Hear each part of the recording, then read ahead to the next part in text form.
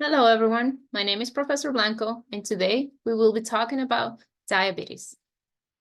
Diabetes is a chronic disease that affects how your body turns food into energy. Insulin, a hormone made by your pancreas, helps cells to use sugar from your bloodstream. When you have diabetes, your body cells either don't respond to insulin properly or your pancreas can't make enough insulin. Instead of being used as energy by your cells, sugar lingers in the bloodstream, and over time, this can cause serious health problems. The learning objectives of these presentations are, by the end of the lesson, students will be able to, 1, explain what diabetes is, 2, to describe the different types of diabetes, and 3, name the treatments of the disease. The most common types of diabetes are type 1 and type 2, but there's also gestational diabetes, which may appear during pregnancy for some women and goes away after delivery. This may indicate a higher risk of developing diabetes in the future. Prediabetes is when your glucose is at the borderline level where the person does not need medications yet and may control it with lifestyle changes such as diet modifications. We'll talk more about glucose levels later on. That leaves us with type 1 and 2. Type 1 diabetes occurs when the body loses the ability to make enough insulin. This mostly happens in children, teens, and young adults, usually diagnosed before the age of 20. Type 1 diabetes need to inject insulin to control their blood sugar. With type 2 diabetes, the body makes some insulin, but not enough, or the insulin that the body makes does not work efficiently. Type 2 often occurs in adulthood, but children can have it as well, and it has been on the rise lately, with the increase of childhood obesity. Type 2 is more common in overweight people and those with family history of diabetes. Normal glucose levels range from 70 mg/dL up to 120 or 110 or 120 milligrams over deciliters. Hypoglycemia or low blood sugar happens when your glucose is lower than 70 mg/dL. Common symptoms of hypoglycemia are shaking or trembling, faster heart rate, extreme hunger, sweating or clammy, confusion or difficulty concentrating, and dizziness. This happens more often in patients who take insulin or other hypoglycemic agents. It could also happen when medicine, food, and exercise don't work well together, such as exercising a lot, not eating on time, or not eating enough food, or taking too much medicine. Hyperglycemia or high blood sugar are levels that go above 110 or 120 mg/dL. It could be due to eating too much food, high stress levels, illness, or not enough diabetes medication, among other reasons. Patients with high sugar levels may experience symptoms such as increased thirst, frequent urination, extreme hunger, blurred vision, slow healing cuts and sores, and fatigue. The A1C test provides a picture of the average blood sugar levels over the past 2 to 3 months. It is a blood test that can be used to diagnose diabetes or to know if a treatment plan is working. A1 test can identify prediabetes as well. As you can see in the chart, prediabetes is when A1C test is between 5.7% to 6.4%, while with normal glucose levels, your A1C will be below 5.7%, and diabetics will have an A1C level of 6.5% or above. A1C test is used to monitor how well diabetes treatment is working over time on patients with a chronic condition, and it's essential in creating a care plan and treatment of diabetic patients. Talking about treatments, most people with diabetes need to take medications to control their glucose levels. There are many different types of drugs, including pills and injectables that can work in different ways to control blood glucose levels. Type 1 diabetics control their glucose levels with insulin. However, type 2 can manage it with lifestyle modifications such as healthy eating and exercise alone. But some will need oral medications and some will use a combination of pills and insulin, dependent on their A1C level. It is important for diabetics, especially those on insulin, to monitor the glucose levels regularly, especially before the use of the insulin. Now we're going to watch a brief video about diabetes. Please pay attention.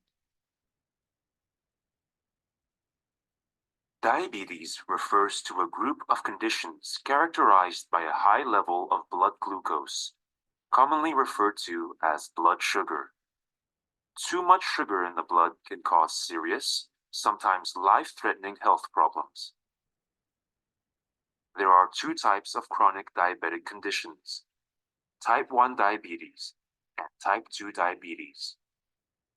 Pregnant women may acquire a transient form of the disease called gestational diabetes, which usually resolves after the birth of the baby. Pre-diabetes is when the blood sugar level is at the borderline, higher than normal, but lower than in diabetics. Pre-diabetes may or may not progress to diabetes. During food digestion, carbohydrates, or carbs, break down into glucose, which is carried by the bloodstream to various organs of the body.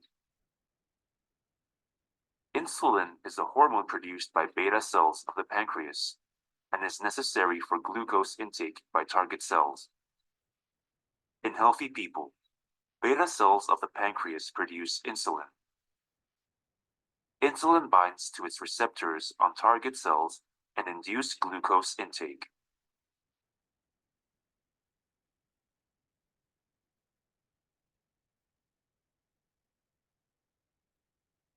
In type 1 diabetes, beta cells of the pancreas are destroyed by the immune system by mistake.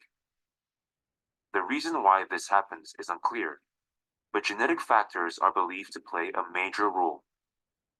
Insulin production is reduced. Less insulin binds to its receptor on target cells. Less glucose is taken into the cells. More glucose stays in the blood. Type 1 is characterized by early onset. Symptoms commonly start suddenly and before the age of 20. Type 1 diabetes is normally managed with insulin injection. Type 1 diabetics are therefore insulin dependent. In type 2 diabetes, the pancreas produces enough insulin, but something goes wrong either with receptor binding or insulin signaling inside the target cells. The cells are not responsive to insulin and therefore cannot import glucose. Glucose stays in the blood. In other words, type 2 diabetics are insulin resistant. Here again, genetic factors predispose susceptibility to the disease, but it is believed that lifestyle plays a very important role in type 2. Typically, obesity, inactive lifestyle, and unhealthy diet are associated with higher risk of type 2 diabetes. Type 2 is characterized by adult onset. Symptoms usually appear gradually and start after the age of 30. Now that we've watched the video, let's talk a little bit more about statistics, diabetes statistics in the United States. The national cost of diabetes in the US in 2022 was more than $412.9 billion. Type 1 diabetes accounts for 5 to 10% of cases, so a very small amount. Remember, type 1 is when the pancreas loses the ability to make enough insulin. It's not due to lifestyle. That means that about 90 to 90% of Americans have type 2 diabetes, the type that can be prevented or delayed with healthy lifestyle changes such as losing weight, eating healthy food, or being physically active. In our country, over 38 million Americans have diabetes. About 8.7 million have diabetes and don't know about it. And nearly 98 million American adults have prediabetes. 125 million Americans are obese, including adolescents and children, on about 20%. Over 85% of adults with type 2 diabetes are overweight or obese. To recap, Diabetes is a chronic disease that affects how your body turns food into energy and is characterized by high glucose levels. Type 1 diabetes occurs when the body loses the ability to make enough insulin. This mostly happens in children, teens, or young adults, and is usually diagnosed before the age of 20. With type 2 diabetes, the body makes enough insulin, some insulin, but not enough, or the insulin the body makes does not work efficiently. Type 2 often occurs in adulthood, but children can have it as well, and it has been on the rise lately with the increase of childhood obesity. Gestational diabetes appears during pregnancy, and it goes away after delivery. Prediabetes is when glucose is at a borderline level where the person does not need medications yet and may control it with lifestyle changes and diet modifications. For treatments, type 1 diabetics control their glucose levels with insulin, while type 2 diabetics can manage it with lifestyle modifications if detected early enough. However, most will need oral medications, and some will use a combination of pills and insulin, depending on their A1C levels and other factors. Thank you, class, for your attention. And if you guys have any questions, you can either contact me by email or meet me during office hours. I will be posting this presentation on the Blackboard today, and you guys will have a multiple choice test on diabetes next Friday. Please review the information. Thank you.